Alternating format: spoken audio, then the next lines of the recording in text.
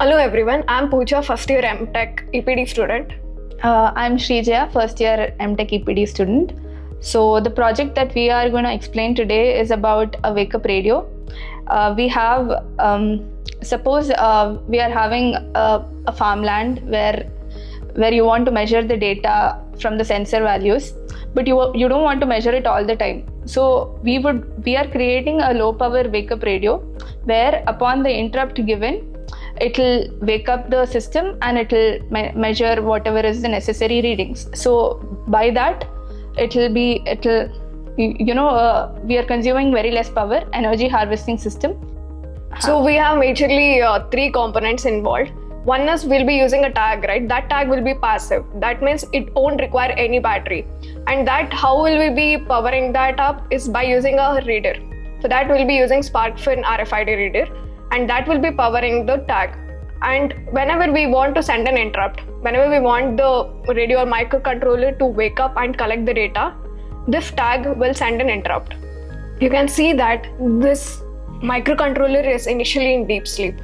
Okay, so first we are gonna power up the RFID reader, and using this reader, this reader will power up the RFID tag, and this tag is supposed to send an interrupt to the microcontroller, and it will wake up the microcontroller from deep sleep. So that is how we are going to demonstrate this project. So and one more thing, after this wakes up from the deep sleep, the Bluetooth will be enabled and we can collect the data, see temperature and pressure data, and we can see it on our app. Okay, now let me power this RFID reader and power up the AM4325 tag. Okay, so now using the RFID reader, we are powering up the RFID tag.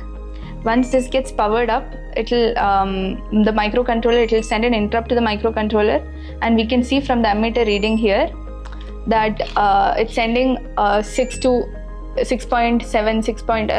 milliamps of current. So that means it's woken up from deep sleep.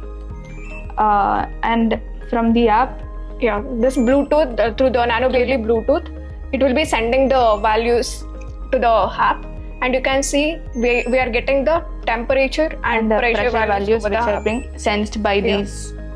So after 1 minute, it goes again back to deep sleep, consuming less power.